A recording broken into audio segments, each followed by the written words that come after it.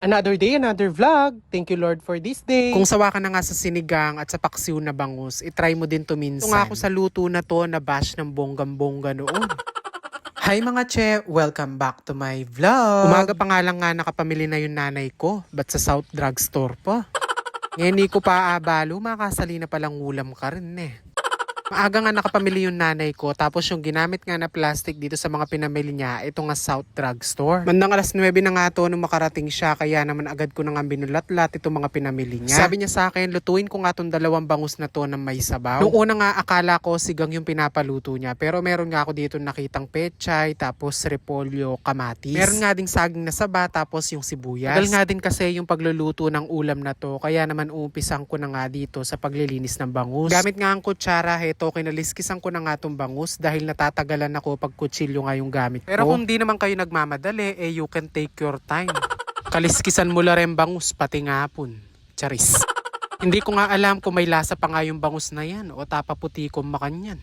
Matapos ko nga linisan yung mga bangus, bali nilagyan ko muna ng asin, tapos pinatiktik ko muna ng konti. Mas mainam nga kasi na tuyong tuyo bago nga natin pretuhin, bangkatela masyadong manalamsi. Pagkatapos ko nga sa mga bangus, i-prepare naman natin yung mga gagamitin nating gulay at inuna ko na nga yung repolyo. Sa pagluluto nga ng gantong ulam, gagamit nga din tayo ng saging na saba. Kung hindi nga ako nagkakamali, bali 12 pieces nga na saging na saba yung mga binalatan ko. Nabash nga pala ako sa luto na to kasi iba yung pinangalan ko. Amin kasi ang tawag dito is nilaga, tapos sa iba daw parang pesa. Ganun. Pero okay lang kahit binash nyo ako nun. Diyos ko, kumita naman yung video ko na yun. Charis! Kahit ano pa man yung itawag nyo nga sa luto na to, ang mahalaga may ulam tayo. Pero ngayon kahit i-bash nyo ko, okay lang. Bahala na kayo kimbiyeyo. Diyos ko, bahala akong magpaka-stress.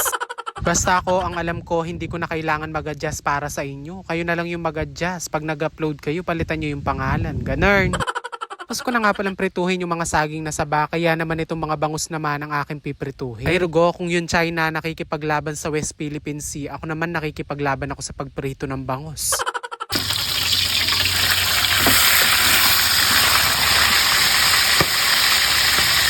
Tanak, kabiling ko, saktong-sakto kay lupa ko yung tabang mapani.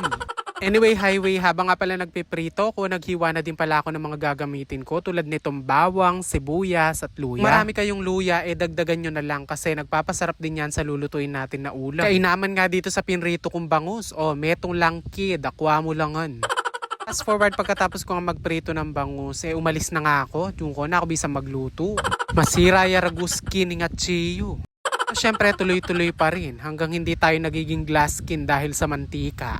Alin nung bumubukal na nga yung mantika, nilagay ko na nga pala yung madaming luya. Nung mamula-mula na nga yung pisngi ng ating luya, sunod ko na nilagay yung bawang at sibuyas. Halo-halo ko nga lang itong bawang at sibuyas tsaka yung luya para naman makapag-banding sila ng matagal. Nagdagdag na nga din pala ako ng konting paminta. Mas maganda na isama natin yan sa gisa para malasa. Add some criminal water para sa ating sabaw. Ilagay na nga din pala ako dito ng konting asin or you can use patis. Kapag bumubukal yung sabaw, pwede mo nang ilagay dito yung mga gulay. Make sure lang natin na hinaan muna natin yung apoy pagkalagay nga ng mga gulay para hindi nga ito ma-overcook. Since yung mga saging nga kanina naiprito na natin, huli ko na nga lang pala ito nilagay. And then after that, nilagay ko na din dito yung mga pinrito natin kanina na mga bangus. Huli ko nga pala talaga nilalagay yung isda, baka nga ito ay madurog. Hindi naman kasi corned beef yung niluto natin, kundi nilagang bangus. Pagkatapos nga na mahaba-habang paghihintay, heto naluto na nga itong nilaga. Kahit ano pa man nga ang gusto nyong itawag sa niluto kong ulam na to, ay bahala na kayo. Masaya ako lagang bangusing house ko, Ken. O siya ka ba mapalinis sabo? Tara na po at kumain.